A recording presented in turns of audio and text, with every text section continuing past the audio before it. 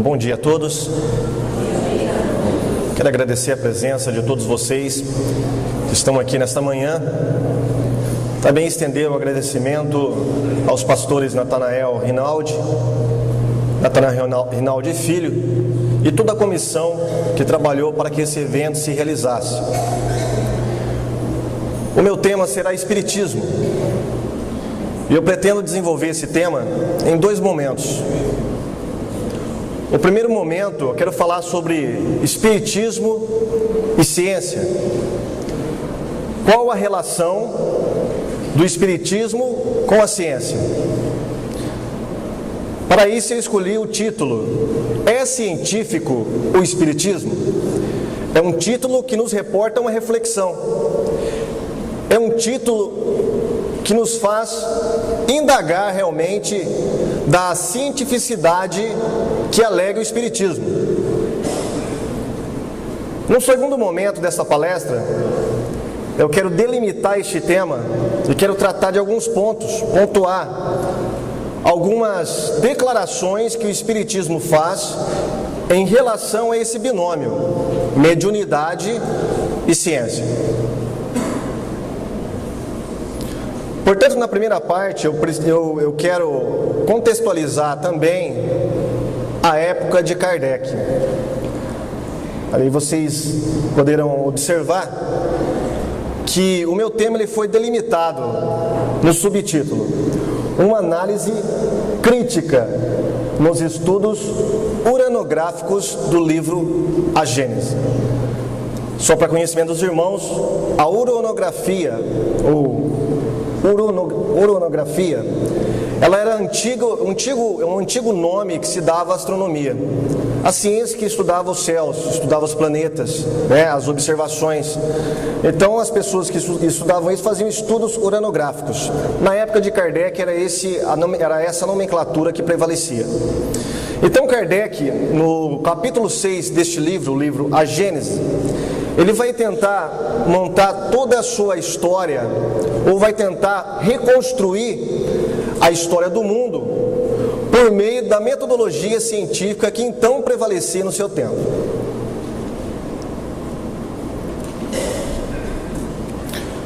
O presente estudo pretende contribuir para a construção de um senso crítico mais apurado ao lidar com os postulados científicos do Espiritismo e, ao mesmo tempo, possibilitar ao cristão evangélico subsídios teóricos no diálogo com os adeptos do Espiritismo.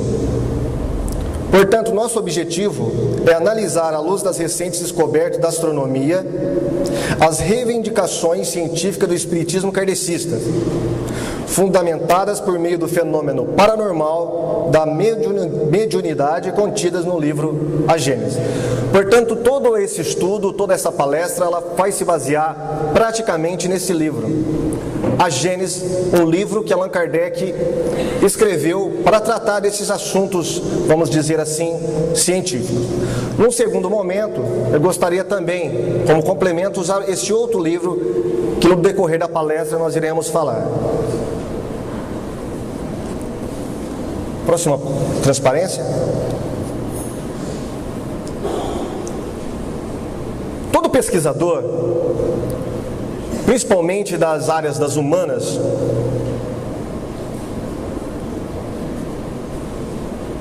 ele precisa ter em mente, quando ele vai pesquisar, ele precisa ter em mente que ele tem várias fontes.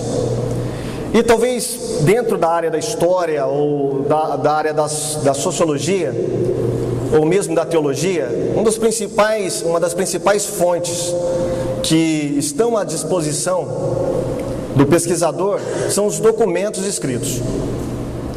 Para um pesquisador analisar os documentos escritos, ele deve primeiramente fazer 3 perguntas a esses documentos. Primeiro, Quando foi escrito este documento? Ou seja, qual o contexto em que nasceu esse documento? O contexto político, o contexto histórico, o contexto social, o contexto religioso e também o contexto cultural. A segunda pergunta: quem escreveu esse documento? Quem era essa pessoa? Como ela se portava? Aonde ela se enquadrava dentro desse espaço-tempo? E num terceiro momento, qual é o posicionamento do autor desse escrito? Ou seja, quais são os seus pensamentos a respeito do que ele escreveu? Quais são as suas ideologias? Então, essas três perguntas têm que aparecer em toda pesquisa bibliográfica. E nós vamos tentar então, aplicar esse mesmo critério no estudo do livro A Gênese, do qual Allan Kardec foi o seu publicador. Os irmãos podem perceber que eu escolhi algumas figuras aqui para tentar contextualizar Allan Kardec dentro do seu tempo, porque isso é muito importante. Tá? Toda religião, ela é fruto da sua época. Ela é influenciada pelo seu tempo, pelo contexto histórico no qual ela está inserida. E o Espiritismo, ele nasceu em uma época, a época em que Allan Kardec começou a escrever, ou começou ali a criar a sua religião, era uma época de movimentação tremenda, de criações, de transposições de ideologias. Ali estava começando a segunda revolução industrial, ali estava surgindo pensadores que iriam modificar posteriormente o pensamento do século XX. Ali também começava a criação da nova ciência através das tecnologias, da máquina a vapor, né, dos trens, né, das locomotivas, enfim, era uma época de transformações. E era uma época de transformações não só em tecnologia e ciência, mas era uma época de transformações também no pensamento filosófico. Isso é muito importante, porque muitos pensadores dessa época vão influenciar diretamente as ideias de Allan Kardec quando ele vai então escrever o seu Pentateuco, que são os seus 5 principais livros, né, que é considerado o Pentateuco do Espiritismo. Vamos então contextualizar Allan Kardec dentro de uma época e dentro de um pensamento filosófico. Vocês podem perceber ali que existe uma figura no lado esquerdo do vídeo, e essa figura, ela é a ilustração de uma enciclopédia feita no século XVIII. É o frontispício da enciclopédia. E esse frontispício aqui, ele tem algumas figuras simbólicas. Por exemplo, ali você viu uma mulher em pé, no centro. Talvez não está tão nítido a figura, mas ela está rodeada por uma intensa luz. Ao lado dessa mulher, tem outras mulheres retirando o manto desta mulher. E tudo isso é uma linguagem simbólica, tá? Ali a mulher significa a verdade. A luz significa o pensamento iluminista da época. E tem algumas figuras, né, à direita. Uma significa ou simboliza a razão, a outra a filosofia. Elas estão a retirar o manto da verdade. É interessante isso aí. Sabe por quê? Isso resume todo o pensamento iluminista. O pensamento iluminista, o movimento iluminista foi um movimento de rompimento de paradigmas. Foi um movimento que rompeu ideias, rompeu filosofias. Na verdade, foi um rompimento com a Idade Média. Quando começou a surgir ali os primeiros pensadores iluministas, eles romperam primeiramente com a Igreja Católica, com o pensamento medieval. Então as críticas na Igreja Católica foram pesadas.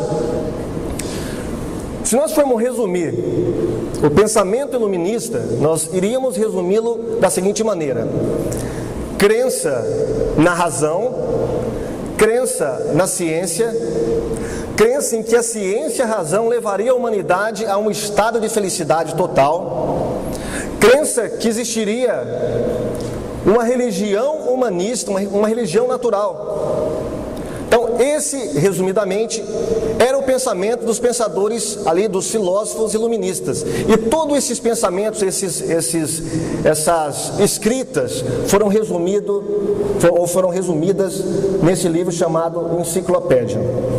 Isso é interessante porque o pensamento iluminista ele vai receber o seu clímax ali em Paris, no século XVIII.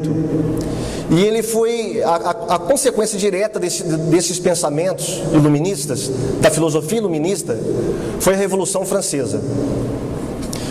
E principalmente em Paris. Paris era a capital do iluminismo. E Paris, todos sabem, é a capital da França.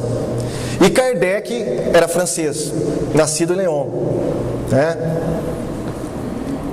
Uma outra figura que vai também influenciar diretamente as teorias, a filosofia, a doutrina de Allan Kardec é o positivismo do Auguste Comte.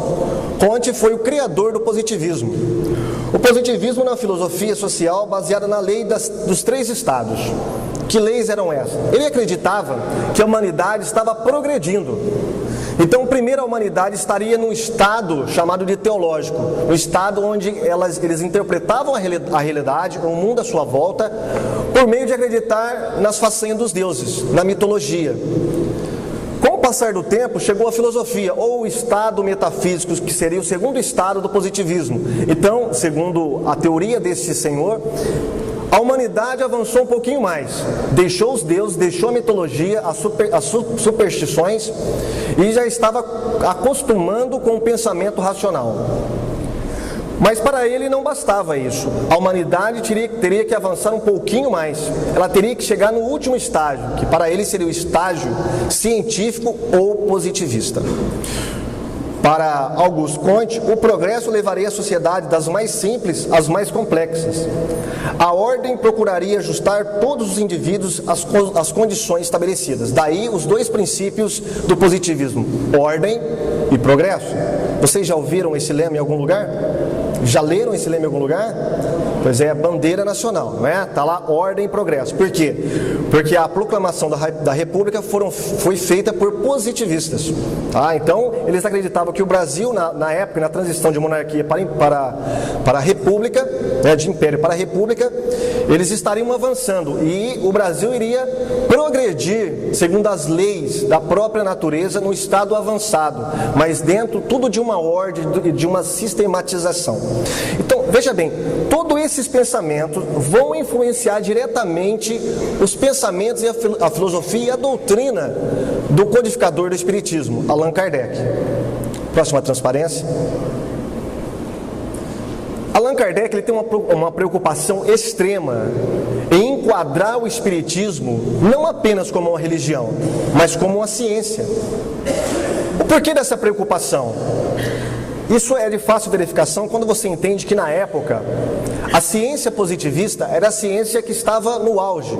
Então tudo que você não conseguisse provar por meio de observações, por meio de repetições, por meio de testar, por meio de verificar, de tocar, de ver, tudo isso era relegado à superstição. Então, a própria teologia, a própria doutrina cristã estava sendo atacada. Ali, no século XVIII, um pouquinho antes, né, os iluministas já tinham começado a atacar o cristianismo. Para eles, o cristianismo não tinha verdades absolutas. Agora, a ciência tomaria o lugar da revelação cristã para tentar responder ao mundo à questão da realidade última das coisas. Então você vê que Kardec ele tinha essa preocupação nessa época. Por quê? Porque ele quis formular uma religião dentro dos moldes cientificistas da época, dentro dos moldes da ciência positivista. Então há uma preocupação extrema em responder aos ataques dos céticos, dos seus opositores, e mostrar para essas pessoas na época que o Espiritismo não era uma mera religião. Ele era muito mais do que uma religião.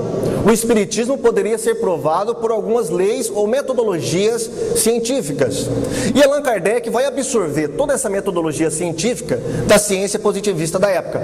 Isso fica bem patente nos escritos de Kardec. Nós vamos ver aqui algumas terminologias que ele usa, que deixa ele dependente, né, mostra esse pedantismo científico em relação à ciência da época.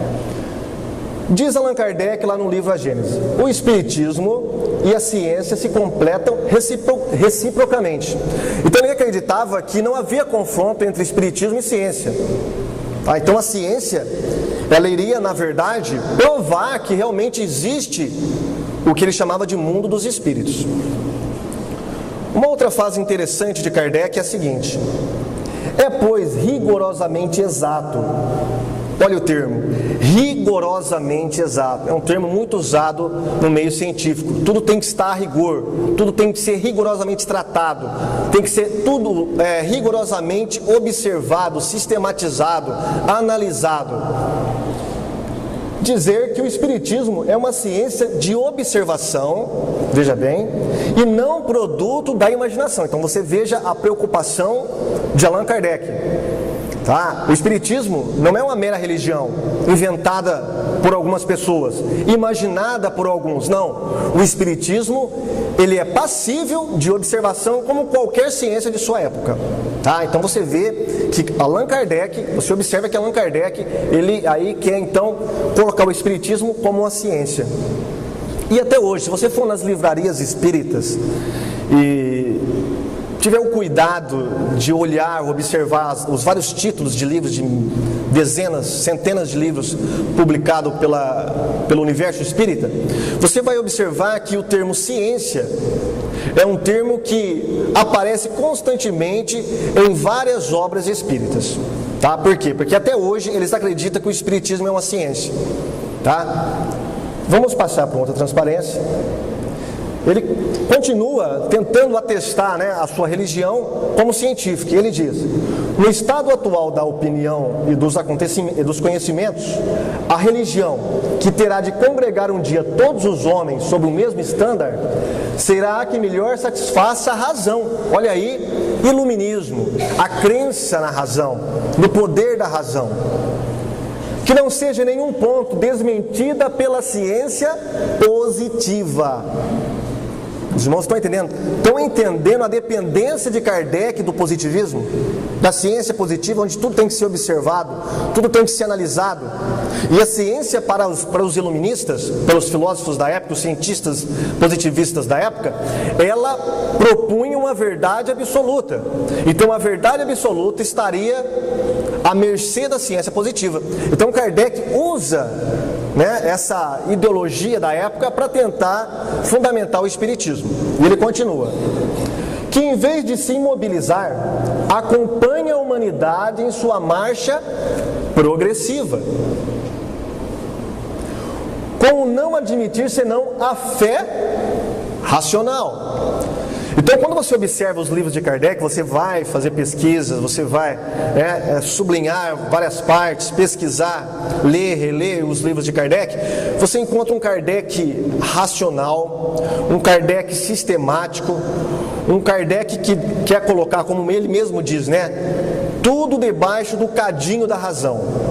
Então, se não passar pela razão, não merece crédito. Aliás, quando Kardec começou a ter contato com os fenômenos espíritas, aqueles primeiros fenômenos que se apresentavam no século XIX, eram os fenômenos chamados de mesas girantes. Então Kardec falou o seguinte: olha, se eu não observar nessas mesas que ela tem um cérebro e que ela pensa, eu não vou acreditar nisso. Eu tenho que olhar, eu tenho que observar, eu tenho que ver. Na verdade, Allan Kardec, ele se postulava ali como um cientista da época, Então, para ele, tudo que tinha que estar submetido à razão. E é uma coisa interessante, meus irmãos, antes de passar para o próximo slide, o sociólogo Max Weber, um dos grandes sociólogos da sociologia clássica, ele fez um estudo envolvendo as religiões. O livro dele chamou-se Economia e Sociedade. E nesse livro, ele tenta fazer uma diferença de pensamento filosófico, de paradigma entre o Ocidente e o Oriente. Então, ele coloca um ponto para o Ocidente que não existe no Oriente, em nenhuma cultura, a não ser na cultura ocidental. Que ponto é esse? O racionalismo, a razão. Então, para Max Weber, a razão é que faz a diferença entre as religiões do Ocidente e as religiões do Oriente. No Oriente não foi desenvolvido um paradigma, uma filosofia racional, como foi desenvolvida no Ocidente. É por isso que foi no Ocidente que nasceu a ciência. É por isso que foi no Ocidente que nasceu a Reforma Protestante e não nasceu no Oriente. Tá? Por quê? Porque o Ocidente produziu o racionalismo científico. Então, você imagina, quando uma religião oriental permeada pelo misticismo, entra em contato com a cultura ocidental, ela tem que fazer algumas transformações, ela tem que se adaptar a um sincretismo. Que sincretismo é esse? Submetê-la a todas aquelas crenças místicas, à razão, à ciência, porque a ciência é a filosofia da nossa época. O cientificismo é o paradigma prevalecente em nossa época. E na época de Kardec também era. Então veja bem, vamos pegar aqui a reencarnação. A reencarnação é a doutrina hindu, oriental, não é ocidental. Tá? Se você for pegar na história, você vai ver que ela nasce no Oriente, né? Na Índia, na China. Então é uma doutrina totalmente oriental. Mas quando Allan Kardec transporta essa doutrina oriental e mística para o Ocidente, ele sabia que ia entrar em choque com a civilização ocidental, com a filosofia ocidental, cientificista. Então o que ele fez? Olha, vamos dar uma roupagem científica para a reencarnação. Olha, para um hindu, a reencarnação não significa progresso. Para um hindu, reencarnação não significa bênçãos. Não significa uma coisa boa. É totalmente ao contrário. Na doutrina hindu, a reencarnação é sempre ruim, é sempre negativa. Mas como Allan Kardec estava numa época em que a ciência que comandava todo o pensamento filosófico, então ele adaptou essa doutrina, uma doutrina oriental, ao ritmo e aos critérios cientificistas do Ocidente. Então, a doutrina reencarnacionista hindu, que outrora era uma doutrina negativa e ruim, que sempre regredia, agora seria uma doutrina que sempre iria progredir. Por quê? Porque o positivismo tinha uma doutrina que acreditava que a humanidade estava sempre progredindo. Nós temos também, eu não sei se vocês observaram também, no lado esquerdo do vídeo, estava a figura de Darwin. Darwin também é o produto da época, é o produto do positivismo. Qual é o postulado da doutrina darwinista? É a doutrina da evolução, não é verdade? Então, os animais começam evoluindo de um ser unicelular até chegar no ser humano, que seria o estágio mais avançado aí. Então, o evolucionismo, ele propõe justamente a filosofia positivista, do progresso, sempre o progresso. E nessa época aí, todos esses pensamentos borbulhavam, né, em Paris, principalmente na Europa. E Kardec foi beber justamente dessas fontes. Daí dá para você entender um pouquinho do porquê das doutrinas espíritas sempre proclamarem a evolução e o progresso. Não, volta, querido. Só que é o seguinte, como os positivistas não acreditavam na Bíblia, acreditavam no máximo nas morais bíblicas, e relegaram o resto, os milagres, as superstições, eles tinham que inventar uma religião naturalista. E tudo que eles encontravam na Bíblia, que dizia a respeito a milagres, a ressurreição de Cristo, a abertura do Mar Vermelho, tudo isso para eles era superstições. Tá? Então a Bíblia continha erros. E Kardec foi no mesmo diapasão. Vamos ver as declarações que Kardec faz a respeito da Bíblia. A Bíblia, evidentemente, encerra fatos que a razão desenvolvida pela ciência não poderia hoje aceitar. Veja bem, a razão desenvolvida pela ciência. Novamente o pedantismo aí científico. Diz também a Bíblia que o mundo foi criado em 6 dias e põe a época da sua criação a 4.000 anos. Os irmãos leram isso aí na Bíblia? Você já encontrou na sua Bíblia escrito que a Terra foi criada apenas há 4.000 anos? Na minha Bíblia não tem, eu creio que na Bíblia de vocês também não tem. Tá? Mas Kardec acreditava aí que a Bíblia mencionava que a Terra havia sido criada, o mundo em geral, apenas há 4.000 anos. Mais ou menos. Antes da era cristã. Anteriormente a Terra não existia, foi tirada do nada. Eis, porém, que a ciência positiva, a inexorável ciência, prova o contrário. Então Kardec acreditava que a ciência ali havia desmistificado os textos bíblicos. Por quê? Porque ele acreditava que a Terra tinha sido criada há 4.000 anos. E ele acreditava que a Bíblia falava isso. Ora, Kardec foi um péssimo cientista, mas ele foi pior ainda um teólogo. Ele não entendia nada de Bíblia, não entendia nada de ciência. Na verdade, a ciência que ele tinha na época era uma ciência que estava começando a engatinhar. Eram rudimentos científicos. E ele acreditava que esses rudimentos científicos poderia dar razão, poderia solucionar todas as perguntas, todas as incógnitas do mundo até aquela época. Ele acreditava que a ciência havia suplantado a Bíblia Sagrada. Daí, a sua crítica aos textos bíblicos. Não temos visto a ciência contradizer a forma do texto bíblico no tocante à criação e ao movimento da Terra? Os irmãos já leram algum texto bíblico que fala que a Terra girava em torno do Sol, ou o Sol girava em torno da Terra? Eu nunca li na minha Bíblia. Isso era um pensamento aristotélico, que a filosofia da Idade Média, principalmente dos filósofos da Igreja Católica, dos cientistas da Igreja Católica, eles propuseram para a época. Então eles acreditavam no geocentrismo, que a Terra era o centro do universo. Aí depois chegou o Galileu e falou assim: não é bem assim. As minhas observações me propõem ao contrário do que vocês estão afirmando. Ela propõe que a Terra não é o centro do universo. Então ele postulou uma ciência chamada heliocentrismo, um postulado científico da época, que entrou em choque ali com a ciência então prevalecente, que era ali guardada, as 7 chaves pela Igreja Católica. Mas Allan Kardec acredita que a Bíblia ensina isso. Então você vê que ele não entende nada de teologia. Parece que ele nunca leu a Bíblia Sagrada, mas mesmo assim ele se aventura a criticar os textos bíblicos. Pode passar o slide. Só que Kardec, eu falei aqui que ele era um péssimo cientista. Por quê? Porque um cientista, quando ele vai fazer ciência, a primeira coisa que ele tem que ter em mente é uma neutralidade. Neutralidade. É lógico que essa neutralidade ela é objetável, mas esse princípio da neutralidade ela tem que prevalecer na ciência, senão não é ciência. Então, se você aplica uma coisa com um critério, você tem que usar esse mesmo critério quando você vai analisar uma outra coisa. Quando Kardec estava tentando provar a veracidade, a verdade do Espiritismo, ele usou a ciência positivista, a ciência então prevalecente da época. Quando ele foi analisar a Bíblia Sagrada, ele usou essa mesma ciência para criticar a Bíblia, dizendo que a ciência havia desmentido a Bíblia Sagrada. Mas quando os cientistas da época começaram a criticar o Espiritismo, aí Kardec se rebelou. Aí o mesmo critério que ele aplicou à Bíblia Sagrada, ele não aplicou mais ao Espiritismo. Vamos lá.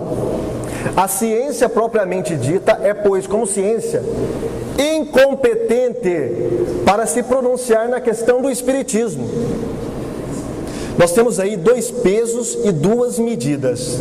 Como que ele aplica os mesmos critérios para condenar a Bíblia e não deixa esses critérios também para condenar o Espiritismo?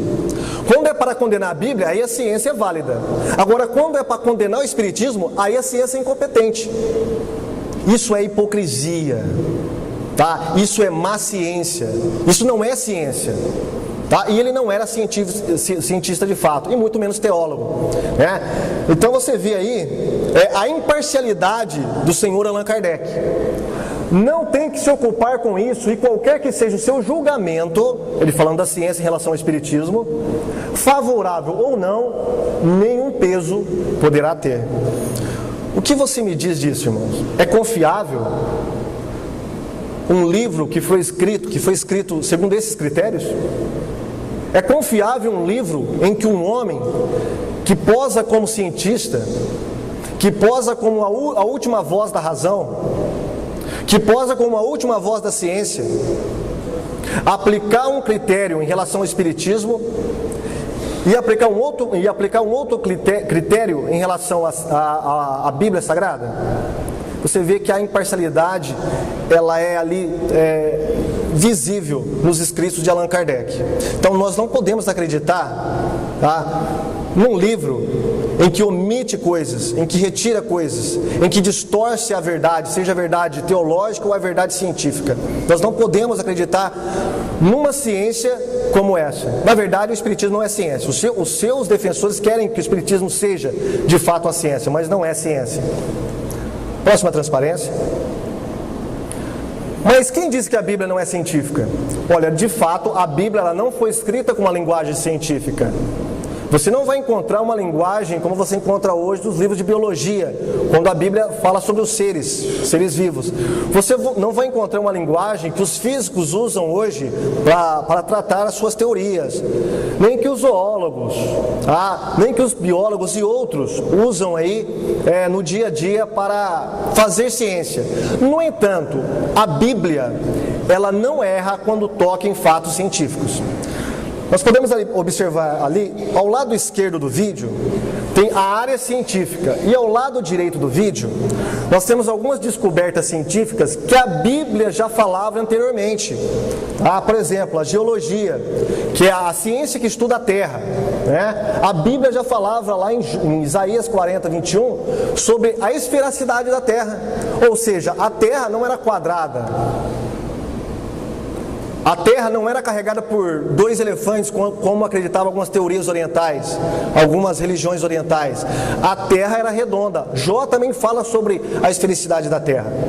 Astronomia, o número incalculável de estrelas. Lembra quando Deus falou para Abraão? Abraão, a sua descendência será enorme. Está vendo aquelas estrelas no céu? Está vendo as areias da terra? Dos mares aí, será muito maior, Abraão. As estrelas não se podem contar. Você vai observar isso. E hoje os astrônomos realmente concordam. Não se pode contar as estrelas, porque são inumeráveis. Tem um cientista, um cientista criacionista, ele diz em uma das suas palestras o seguinte, que existem mais estrelas no universo do que todos os grãos de areias de todas as praias no planeta Terra. Então é enorme, e a Bíblia já falava sobre isso. Meteorologia, a circulação da atmosfera, na física, o envelhecimento do universo. Na psicologia, doenças psicossomáticas, né? A Bíblia fala muito sobre isso. A sua alma está doente, o seu corpo fica doente. Isso é uma descoberta da psicologia, mas que a Bíblia já fala. Então, a Bíblia Sagrada, apesar de não ser um livro de ciência, quando ela toca em fatos científicos, ela tem total autoridade para falar sobre esses fatos. Por quê?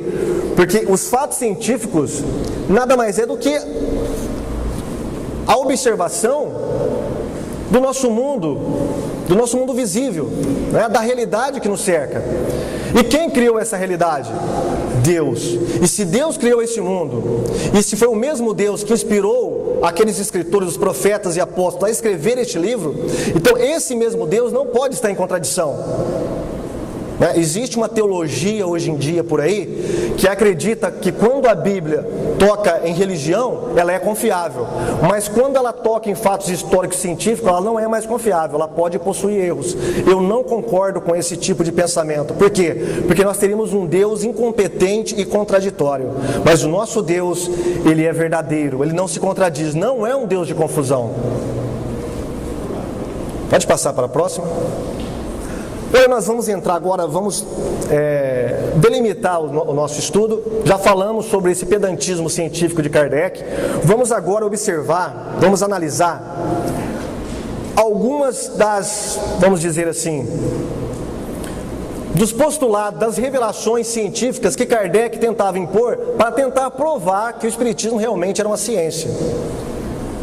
Revelações científicas, quer dizer, revelações mediúnicas, Você vai encontrar isso neste livro, no capítulo 6 do livro A Gênese. No 6º capítulo de A Gênese, aparece uma nota de rodapé com os seguintes dizeres. Este capítulo é textualmente extraído de uma série de comunicações ditadas à Sociedade Espírita de Paris. Lembra que Paris foi a capital do Iluminismo. em 1862 e 1863, sob o título Estudos Uranográficos e Assinadas Galileu. Médium, CF, nota do tradutor. Estas são as iniciais do nome de Camille Flammarion. Então, o que Kardec está tentando fazer aqui? Nesse capítulo 6, ele tem um médium chamado Camille Flammarion, e através deste médium, o espírito do astrônomo lá, do cientista mesmo, Galileu, iria incorporar esse médium. E por meio dessa incorporação, Galileu ia dar algumas revelações científicas para que Kardec escrevesse o 6º capítulo deste livro. Ou seja, Kardec estava tentando reescrever a ciência da sua época, a astronomia da sua época, por meio das revelações do espírito de Galileu, que havia sido um cientista da Idade Média. Vamos ver alguma dessas revelações? Vamos lá. Próximo, irmão. Antes, vamos passar um vídeo aqui, mostrar aqui a chegada do homem à Lua. Pode rodar o vídeo.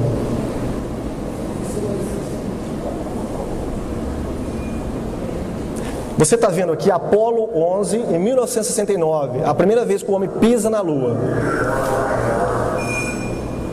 Eu não consegui ver isso, né? Porque eu sou muito jovem. Agora o pastor João Flávio, o professor Dalton já deve ter conseguido ver nessa época, deve ter olhado esse vídeo aí.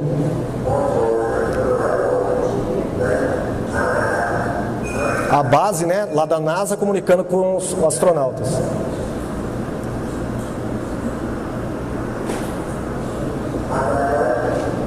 Agora a nave pousa no solo lunar e você está vendo aí o primeiro astronauta. A bandeira americana. Aí você vê imagens, né, da nave e alguns astronautas correndo ali, tentando mostrar que realmente eles estavam ali em solo lunar. Mas isso é uma coisa interessante, não é? A chegada do homem à Lua. Por que eu peguei este vídeo e coloquei nesta palestra? Isso aí foi feito em 1969, este vídeo, porque em 1969 foi a primeira vez que o homem realmente chegou na Lua. Constatou que existia ali, né, um solo diferente do encontrado aqui na Terra. Ontem você observou pela palestra do professor Dalton que Ellen White acreditava que São Jorge estava na Lua. Ou no mínimo um homem montado num cavalo, né, pastor Natanael? Então, quando a NASA chegou lá, ela não viu nenhum São Jorge, e muito menos um homem montado num cavalo. A Lua é inabitável, a Lua é desértica, né? Mas, quando o Camille Flammarion recebeu o espírito de Galileu, antes de 1969, lá no século XIX, as revelações que esse espírito de Galileu, esse cientista, que, entre aspas, estava incorporado no médium, ele não falou nada disso. Vamos ver o que ele falou então. O que ele revelou para Kardec? Vamos lá, irmão. Próxima transparência, querido. Existe água e vida na Lua. Olha o que Galileu revelou para Kardec. Os fluidos vivificantes gasosos ou líquidos, por virtude da sua leveza específica, se encontrariam acumulados no hemisfério superior, perenemente oposto à Terra.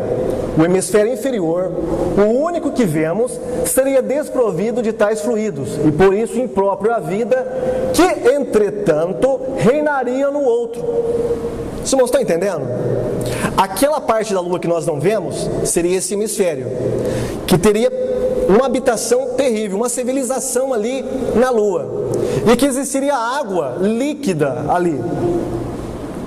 Se, pois, o hemisfério superior é habitado, seus habitantes jamais viram a Terra, a menos que excursionem pelo outro, o que lhe seria impossível, desde que este carece das condições indispensáveis à vitalidade. Então a Lua tinha dois hemisférios ali. Allan Kardec acreditava que um hemisfério, aquele que nós não vemos, é óbvio, né, seria habitado.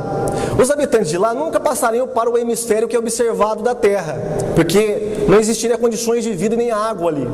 Então, duas afirmações que o Espírito de Galileu fez a Kardec. Primeiro, existia água líquida na Lua. Segundo, existia vida na Lua. Então você vê que quando...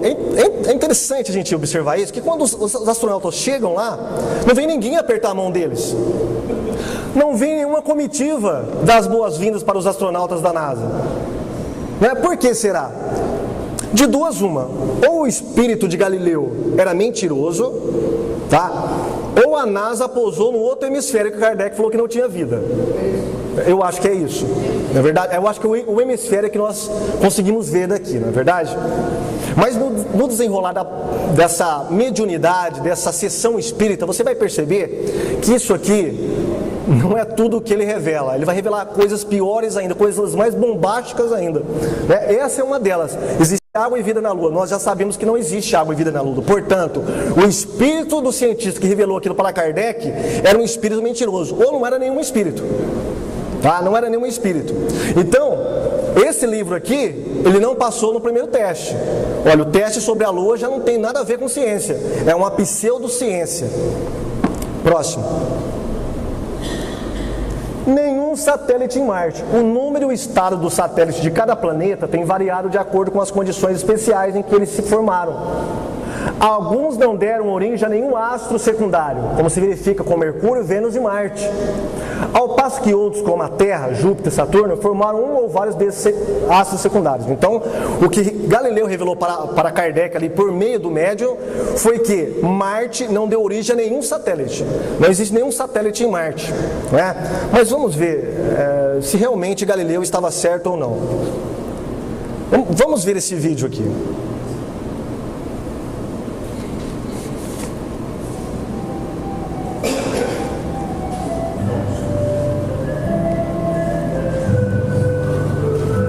Alguns anos após Kardec ter essa revelação, escrever esses absurdos, os cientistas descobriram 2 satélites em Marte, Phobos e Deimos. Tá? E se você pegar esse livro aqui, você vai ver uma nota de rodapé afirmando que realmente foram encontrados 2 satélites. Ou seja, o próprio Espiritismo desmente as revelações do Espírito de Galileu. Aí você está vendo um dos satélites, que é o Phobos. Da onde vem a palavra fobia, né? Medo terrível. É interessante, Allan Kardec fala que os espíritos, depois de desencarnados, eles viajam à luz do pensamento. A luz do pensamento, por todas as partes do universo, porque ele acredita que todo o universo é habitado, todos os mundos são habitados. Né? É interessante que eu acho o seguinte, que Galileu deve ter corrido muito, deve ter sido na velocidade do pensamento mesmo, porque ele não percebeu esses 2 satélites aí. Porque se ele tivesse percebido esses 2 satélites, ele tinha falado para Kardec. Mas eu acho que Galileu ele correu tanto, né, na velocidade do pensamento, como os espíritas falam, que ele não teve tempo de olhar que tinha 2 satélites ali em Marte. Né? Então a ciência, mais uma vez, desmente o espiritismo. Tá? Isso então é uma pseudociência. Isso que está escrito aqui são mentiras. Tá? Não é verdade. E não condiz com a ciência. O espiritismo e a ciência não se completam, como dizia Kardec.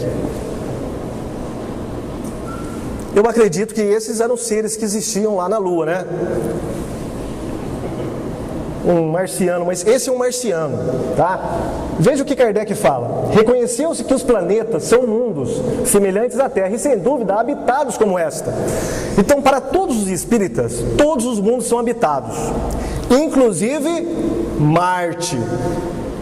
Eu tenho esse livro aqui, é uma obra mediúnica e psicografada. O título do livro é A Vida no Planeta Marte. Vida no Planeta Marte. Obra psicografada por Hercílio Mais, pelo espírito Ramatiz. Então veja bem, o espírito incorporou nesse camarada, ou revelou para esse camarada, e ele psicografou como que seria a vida em Marte. Porque nessa época, esse livro ele foi escrito, meus irmãos, em 1956, antes da NASA mandar homens à Lua, antes da NASA mandar alguma sonda em Marte para verificar se existia realmente vida ou não. Então, dentro desse contexto, dessa época aí de 1950, na década de 50, existia muita polêmica, né, a respeito da vida em outros planetas, da vida em Marte. Por exemplo, o norte-americano Percival Lowell, ele, através de algumas observações que ele fez, ele era um astrônomo amador, ele fez algumas observações no planeta Marte. E ele acreditava E ele propagou isso, que existia uma civilização, ou existia uma civilização em Marte.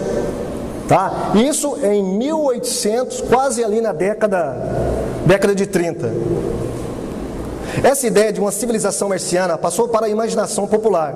Herbert George Wells escreveu A Guerra dos Mundos em 1898, em que a Terra seria invadida por marcianos que usavam armas poderosas.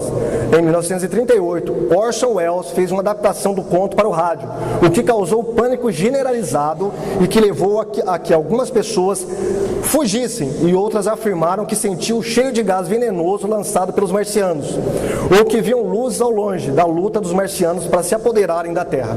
Então virou um verdadeiro frenesi ali, né? Ele fez uma novela falando que havia uma invasão de Marte, porque na época as pessoas acreditavam que havia vida em Marte. E isso foi escrito nessa época, né? Então esse espírito de Ramatiz deu algumas revelações de como seria a vida no planeta Marte. Vamos dar uma olhada em algumas afirmações dele. Na página 48,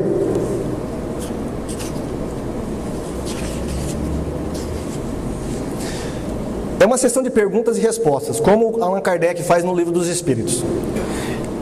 O médium pergunta: poderá dar-nos alguns esclarecimentos a respeito do tráfego, locomoção e trânsito nas cidades marcianas? Aí o espírito Ramatiz vai falar para ele: olha, 3/4 partes do movimento é feito pelo ar, mediante aeronaves de absoluta segurança, cuja capacidade possibilita conduzir muitas toneladas de mercadorias e centenas de passageiros. Olha que interessante, né?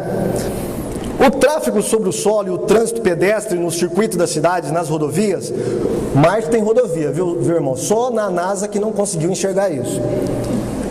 Constitui apenas 1/4 parte do movimento global. Aí uma outra pergunta: quais os tipos de veículos rodoviários que existem em Marte? Em geral, são amplos, construídos de matéria semelhante ao tipo plástico do vosso mundo, porém muitíssimo mais resistente. Suas cores são claras, translúcidas e radioativas. Tais veículos deslizam sobre o solo, que possui flexibilidade semelhante à da espuma de borracha. Que interessante essa civilização marciana, né? O ministro dos transportes aqui do Luiz Inácio Lula da Silva está perdendo tempo, né? Ele deveria copiar essas coisas aqui para melhorar pelo menos as rodovias do Brasil, não é verdade? Mas ele prossegue. Se já não bastasse esse absurdo, na página 55, olha o que ele vai falar. Pergunta: em Marte existe só um tipo racial ou são diversos? Ou seja, existe só um tipo de raça em Marte? Que tipo de pessoas que tem em Marte? Os marcianos, isso é o espírito falando, os marcianos originaram-se de várias raças, mas atualmente apresentam 2 tipos fundamentais, ou predominantes, que sobrepujam os grupos remanescentes de outros troncos e de características mais heterogêneas. Em zonas análogas à vossa Europa, distingue-se o tipo alourado, de cabelos sedosos, de cor semelhante à da areia praeira, e que alguns usam compridos, caídos poeticamente aos ombros. Que marciano bonito, hein? Nem parece com esse marciano careca aqui, não é verdade? Feio. Mas o marciano do espírito de Ramatiz aqui, ele é bonito. Tem uma cabeleira longa, loira, né? Bem heliocêntrico mesmo, bem preconceituoso mesmo, né? A sua pele é delicada, num tom rosado, e a fisionomia tranquila. Os olhos variam entre o cinzento esverdeado e o azul claro. Límpidos, translúcidos, impregnados daquela ternura que reflete a paz da alma. Esse tipo é de aspecto feminil. Olha aí as mulheres, hein? Mulheres marcianas, quem diria? São bonitas demais. De movimentos poéticos e suaves, embora cerebralmente acima dos terrestres. Revela a expressão familiar das crianças, calmas, educadas, de caráter inofensivo. Na outra região, guardando características semelhantes aos que habitam nos vossos climas mais aquecidos, próximos do Equador, somos nós, né? Você viu que da Europa é bonito, loiro, uma fisionomia tranquila, uma paz serena. Agora vamos ver como que são os marcianos da América do Sul e da América Central, lá de Marte. Que habitam nos vossos climas mais aquecidos, próximos do Equador, há outro tipo de menor estatura. Olha, ele já começou a baixar o nível, né? de menor estatura, variando entre 1,5 metro e 1,60 m de altura, atarracado, de pele morena, muito lisa e luzidia, sem rugas, sinais ou manchas. Tem cabelo curto, rente, seus movimentos são vivos, enérgicos e decididos, exudando muita vitalidade, expressiva da sua configuração mais masculina, tipo de cabelo preto, olhos escuros, castanhos, aveludados, que refletem um misto de energia e brandura. Nota-se em suas expressões gerais o domínio da mente sobre a esfera emotiva, denunciando um tipo mais prático do que o alourado. Então esses são os americanos de Marte, né? Lá então tem esses dois tipos, um tipo mais baixinho, né? Perdoe-me as pessoas que têm estatura, mas é o próprio espírito que falou, não é verdade? Mais atarracado, cabelo curto. O outro lado, o lado europeu de Marte é diferente, é mais nobre, tem olhos azuis, não é? Então vamos lá. Mas ele não para por aí. Na página 60, vamos ver o que ele diz sobre outros assuntos. Pergunta: quais as características dos vestuários marcianos? Como que as pessoas se vestem em Marte? Usam trajes apropriados às atividades feitos de tecidos parecidos com nylon. Nessa época já. Mas que tem a propriedade de ser magnetizado, ou seja, não é um simples nylon, é um nylon magnetizado, a fim de neutralizar as emanações radioativas e maléficas do solo, ou dos impactos vibratórios do meio ambiente astrológico. Então existe nylon em Marte, né, para essas pessoas aí vestirem-se. Vamos ver na página 109. Só mais uma aqui. Essa é boa. Como são os livros em Marte? Livros.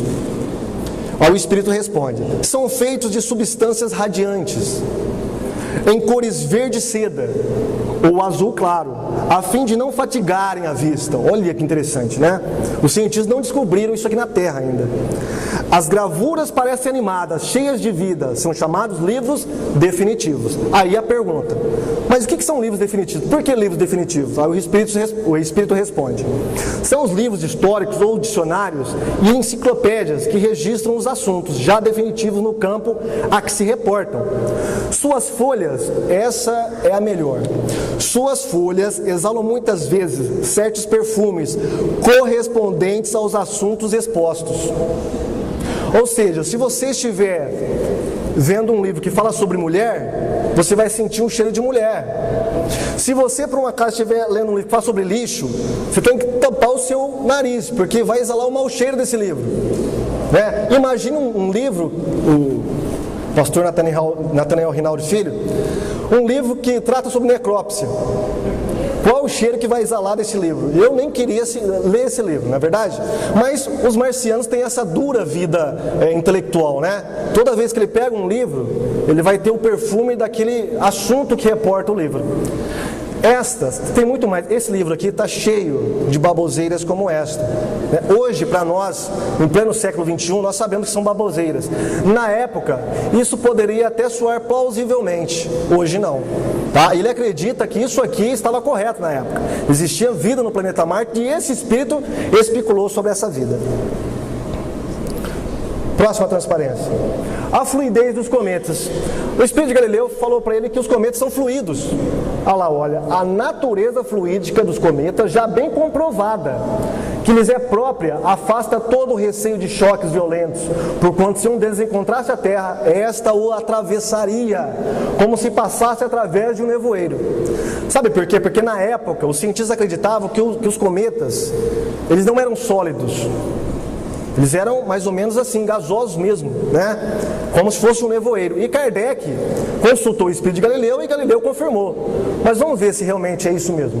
Próxima transparência, nós vamos ver um filme de um acontecimento que, em 1994, alguns fragmentos deste cometa colidiu com Júpiter. E a colisão, irmãos,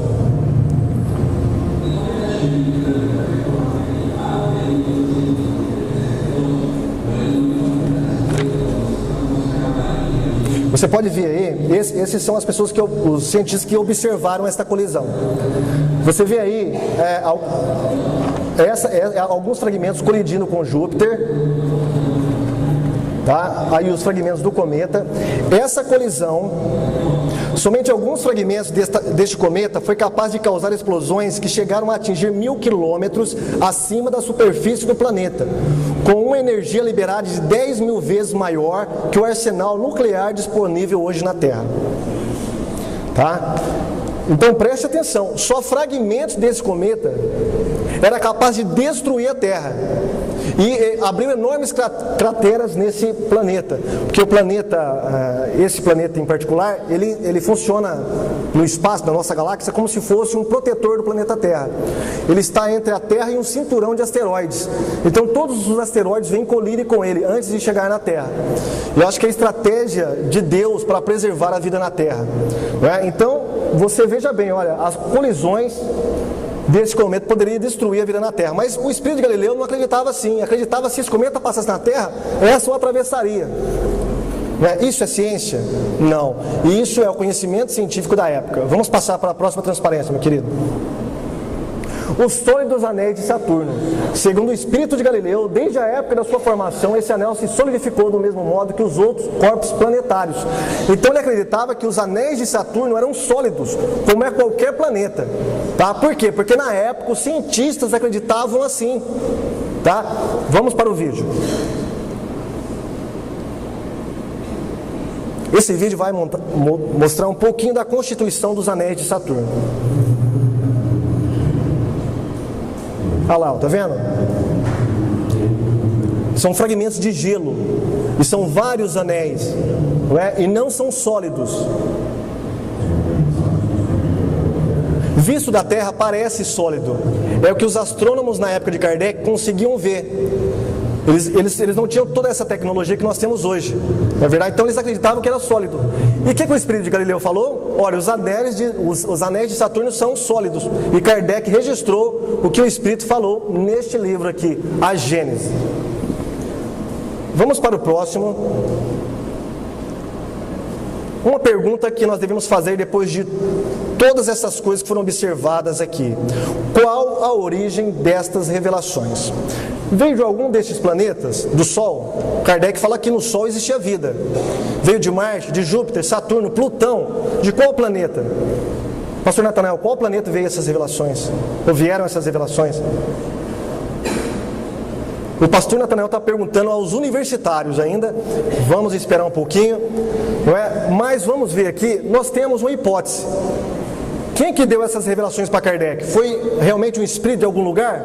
Um espírito de Marte? Um espírito da Terra? Um espírito de qual lugar? Próxima transparência. Essa foi a verdadeira fonte das revelações, o médium. Sabe por quê? Camilo Flammarion era um médium. Só que ele não era só um médium, ele era astrônomo. Se você procurar na Enciclopédia Britânica, você vai encontrar a seguinte frase a respeito dele: astrônomo francês, fundador do observatório Juvisy, autor de um catálogo de estrelas duplas visuais, contribuiu para a divulgação da astronomia com suas conferências, a pluralidade dos mundos habitados e a astronomia popular. Portanto, todas as revelações que o Espírito de Galileu forneceu a Kardec era nada mais, nada menos do que a concepção científica deste astrônomo aqui. A concepção científica que prevalecia na época em que Kardec estava vivo. Não era nada de nenhum espírito de outro mundo. Era apenas um conhecimento dos vivos. Aliás, espiritismo, tá? Não é a ciência dos mortos. Tem a ver com vivos. Próxima transparência. Diante disso, vamos observar o que Kardec falou. Ele era poeta também, ele era filósofo, e ele gostava de fazer algumas frases de efeito. E uma dessas frases foi a seguinte: uma de duas, ou a ciência está em erro, ou tem razão. Se tem razão, não pode fazer seja verdadeira uma opinião que lhe é contrária. Não há revelação que se possa sobrepor à autoridade dos fatos. Isso é Kardec falando, porque ele acreditava que a ciência e o espiritismo se completavam reciprocamente. Tá? Por isso que ele falou isso. Então ele falou assim, olha, os fatos estão aí.